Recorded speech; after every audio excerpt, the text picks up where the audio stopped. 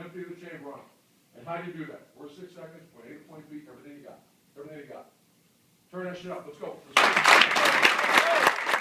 Welcome to the Scoop World Order bi-week edition. It is now Friday. The week has flown by. The players are off until Sunday. The coaches are on the road recruiting today. Saturday is the one day off that these coaches get in the entire season, so they're going to cherish every single moment, and no doubt it will go by faster than any other off day in the history of their lives, because that's how it is when you're a coach. You get that one day off. It is a very, very short day, it feels like. But as always, we're about to get into that. We're about to get into our grades for the first half of the season for the offensive side of the ball, and we're going to address a couple things. So that being said, as always, we're thankful and grateful for you guys. Thank you guys so much for enjoying this content. We are really, the YouTube's been cooking. It's been a blast on here. Our site is growing. A lot of good energy on the site. A lot of excitement for the second half of the season. The schedule's pretty soft. We look great. Iowa, I don't know if they could score 7 points on air. I don't know who's going to stop the Bucks. Obviously, Michigan, Penn State are going to be the tests, but Penn State, I don't feel as talented as they've been. Michigan is down from last year, so we're going to find out a lot about these Bucks in the next 2 months. With that being said, I'm going to bring in my compadre, Nevada. Nevada, how are you tonight?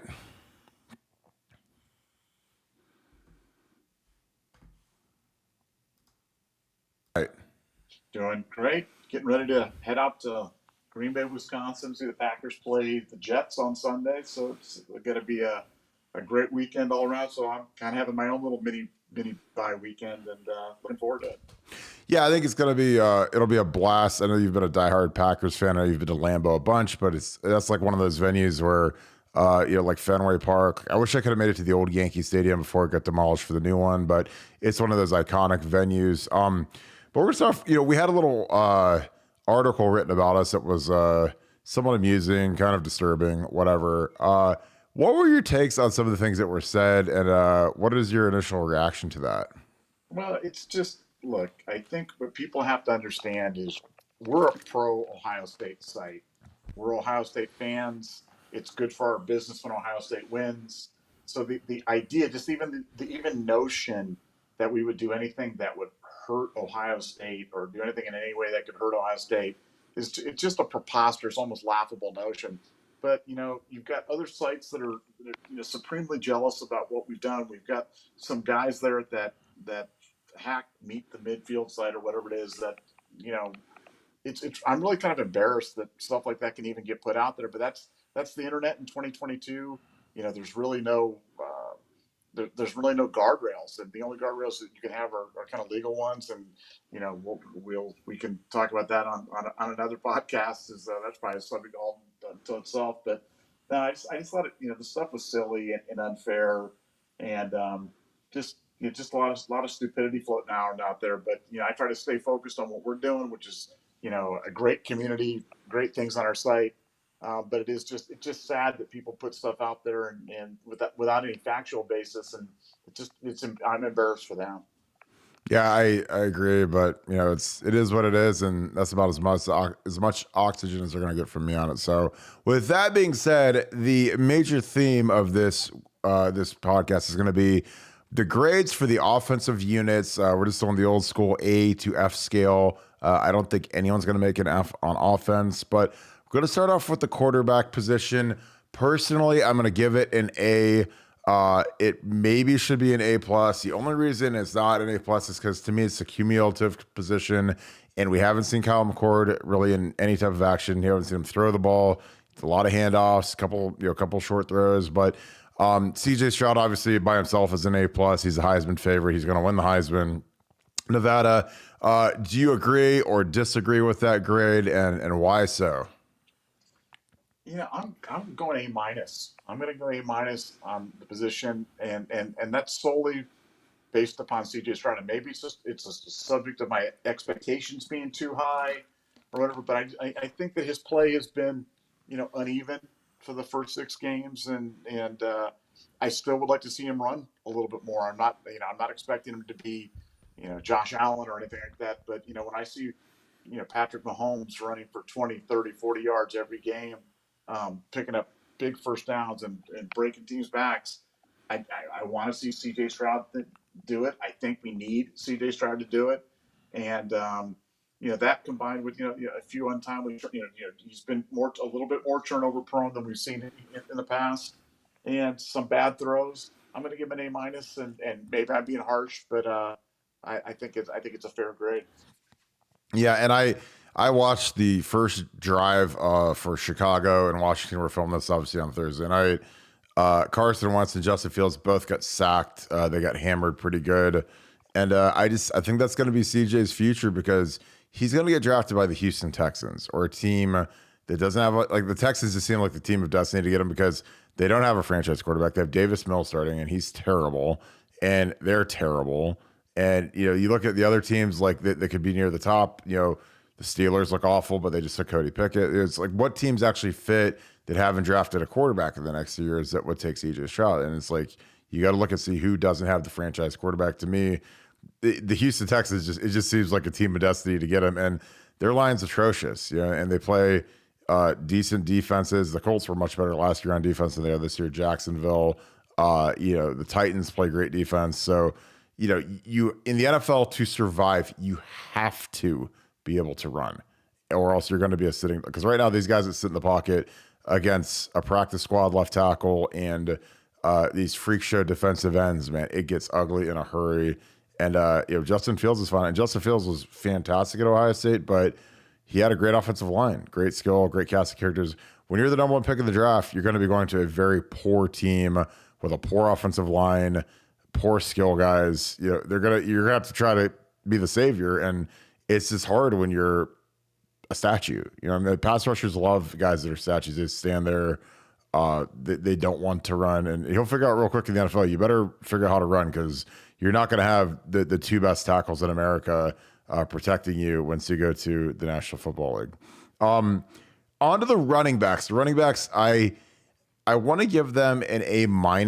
I think that they've both been great in spurts. I expected more out of Trey Henderson. He's been dinged up. He's been pulling himself out of games. He's been productive. Mayan obviously had that outstanding game, the 5-touchdown game. He's been good. Dallin Hayden, I think, has been good enough.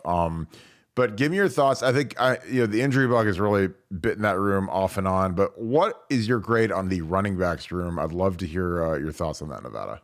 I'm going A on the running backs. Not an A. The only reason that they're not an A+ is because of the injuries. Trey's had to pull himself out a few more times than I would have liked. Mine was out the last game and out for a little bit of time here with a little bit of a procedure. So I think that's even when the backups have come in, they've performed. I mean, Dallin Hayden's been terrific. Even you go down to guys beneath that, they didn't. Heck, they put in Xavier Johnson and he went in there and did well. So the running backs to me, got to give them an A. I think they've been productive. They stayed on schedule. They've made guys miss. They've run hard. We haven't turned the ball over. Knock on wood. I can't remember if they've done it at all. Maybe it has, but maybe I just kind of blocked it out of my mind. But I just feel like that group gets an A for me, and I think it could go higher because I think they've got A+ potential. Yeah, I agree. I think that Mayan. I think Mayan is underrated. I don't think overrated is the right word, but he was projected to be a first team All-American at the beginning of the season. I don't think he's quite having a first team All-American year, and I think part of it is because he's platooning a little bit with Mayan. They kind of share the carries, and when you're going against some of the guys that are they get 70% of the carries instead of 50%, you're naturally going to have lower numbers. So it's going to be interesting to see if Travion or either of them make an All-American status this year, which they're projected preseason. We're going to move to the wide receivers. I think obviously this has been a stellar group. I give it an A+. They've been probably maybe to the top 3 or 4 wide receivers. Sir Jordan Addison from USC in there with Marvin Harrison Jr. and Emeka Buka. But what is your grade on the wide receivers, Nevada? I'm going A. We haven't seen Jackson Smith and Jigba yet this year, other than very limited action. I want to see these guys establish separation against good corners, against a good defense before I go to that A+ grade. Mm-hmm. It's been a really good group. Done some fantastic things, obviously, but without Jackson Smith and Jigba, I just can't go to the A+ with you on that one. I want to love the kids. but I'm gonna stick with an A. Yeah, this one, it was a tough one for me because again, it's, when you play such a putrid opening schedule, Wisconsin was way down, Notre Dame lost to Marshall. We had the 2 cupcakes with Arkansas State and Toledo. I mean, these guys don't make the schedule. Ryan Day doesn't make the schedule. They're just going to play whoever's scheduled. But, you're really playing some teams that are more known for their helmet decals and jersey colors than their actual talent at this point. Like I said, that was the worst Wisconsin team I've ever seen. And I've been around Ohio State football for 25 years. And Wisconsin has always been very formidable. And they were just they were just awful. Their offensive line wasn't good. All of their core competencies just weren't there. Moving to tight ends, I think this is a very interesting grade. I'm going to go A. I think Cade Stover's having an All-American season. I think if he had more preseason hype, I think part of the thing that's going to kill Cade is he had 0 preseason hype. And Ohio State isn't great at generating in-season hype for these kids. I think that our guys are poorly promoted. And I think Cade should be on every Mackey semifinalist, finalist list there is. But I think a lot of voters that just aren't any good are going to vote Michael Meyer because he's the number one target in Notre Dame's offense. He was the preseason All-American across every format. So it's going to be hard to beat him out for the Mackey just because of the preseason love. And plus, he's the number one. Cade's probably the 3 or 4 in our offense behind the 2 receivers, maybe one of the running backs, maybe the slot. And then I think Mitch Rossi is just a fantastic player, a guy that nobody notices, a guy that nobody would ever buy his jersey outside of his mom or dad. He's not like a guy that people are like, man, I can't wait to go to the stadium and watch Mitch Rossi, but he does everything really well. He's a great edge blocker. He's been a revelation for Kevin Wilson's room. I think G. Scott, it was nice to see him get a touchdown. He's been underwhelming so far in his career, but he's a guy that had to switch positions. He's learning how to block. He came in with Jackson Smith and Jigba, and Jackson's a top 10 pick, and I think he's starting to find his way a little bit, and he's playing more and more, which is great. But Nevada, what grade do you give the tight ends thus far through the season? I'm going A+. I'm going A+. But I want to amplify one of your point. I think Ohio State's players are so remarkably undermarketed by the university that it's almost worthy of note. I think back to the great, Orlando Pace pancake campaign that we're still talking about all these years later. And, I think Ohio State players don't get their due because I think that the university does a poor job on that side. But, Cade for me is an A+. Anytime that they're designing plays specifically for him, giving him goal line sets, anytime now that a pass to the tight end isn't some sort of worthy of note, like, hey, well, we just passed to the tight end. That's such a fundamental change in Ohio State's offense that I'm gonna go A+. The blocking's been superb, and I just said Mitch Rossi is just underrated as heck and does all the little things you want and just never makes a bad play. So I'm gonna go A+ for that group and be happy with that. Yeah, I agree. I just think that the marketing is one of the worst aspects of Ohio State football right now. We lost Kenny Pickett, got beat out CJ Stroud in the Heisman race last year, and CJ's at Ohio State. He's on the biggest stage. We're not in contention for the major awards the way that we should be with some of these guys, because some of these guys really, really have dominant seasons, and I don't see it. Steve Snap was the best of all time at promoting players. We won the Heisman. We won. Orlando was number 4 in the Heisman.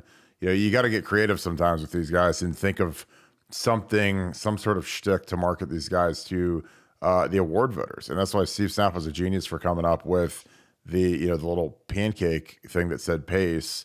It was a magnet, and he sent it to all the Heisman voters. Put it on the fridge. Oh, it's kind of cool. Maybe some guys chucked it in the trash, but it was something that was unique outside the box and really well done by the best SIE to ever live, Steve Snap, a guy that was just fantastic at his job. We're going to move to the O-line, a position that was the one spot on offense that switched out their position coach, Greg Sidor out, Justin Fry in. We lost a couple of NFL tackles that are actually doing really well in the NFL right now. I am going to go A. I was on the verge of A and A-, and it's predominantly to do with the second group, just because when they've played, they have not been to the level that they need to be. And I've been there. Part of it is, they stand there for 3 quarters, they get ice cold, they go in the game. Not optimal, even though you always have to be ready to go. And I think that some of those guys really got to step up because we're likely to lose our 2 tackles, Dewan and PJ. I think that, we likely will have Matt, Luke, those guys are going to be back. But I mean, we got to find a couple more guys to play next year and fill the roles at an All-American level like our 2 tackles are that are likely going to leave. Nevada, what grade do you give the offensive line?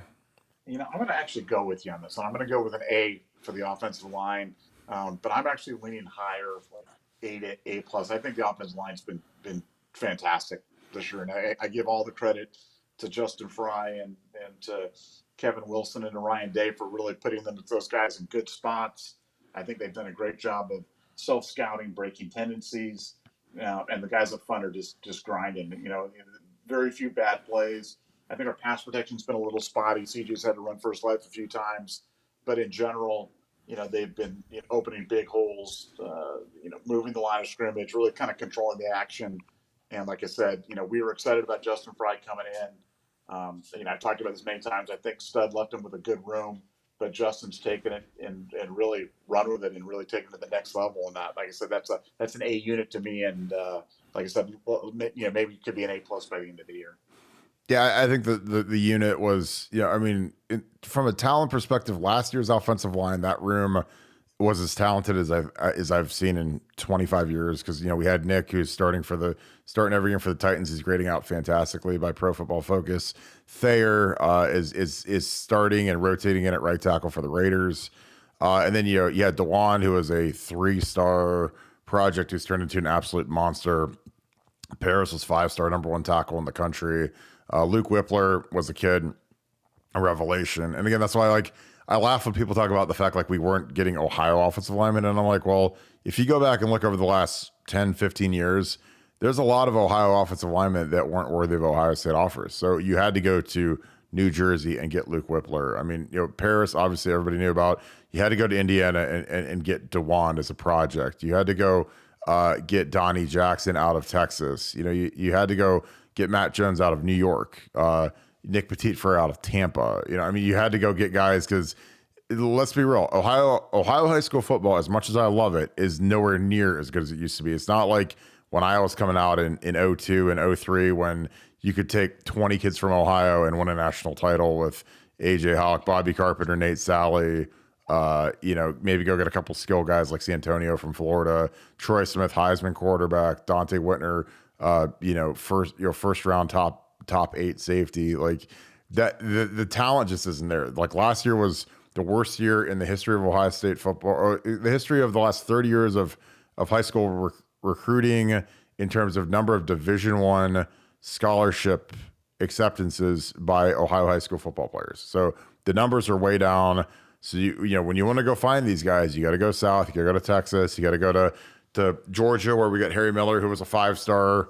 And again, the fact that last year, a week before the season, Harry Miller, had his issues and he was out for the season due to an unforeseen issue. And Luke Whippler stepped right in and played fantastic. When he thought going into the year was going to be Harry's backup, I think that room was loaded. And I couldn't even imagine if Harry was still playing and was healthy and was the projected talent he was going to be, because he was a guy that NFL scouts were looking at. He was a 5-star guy.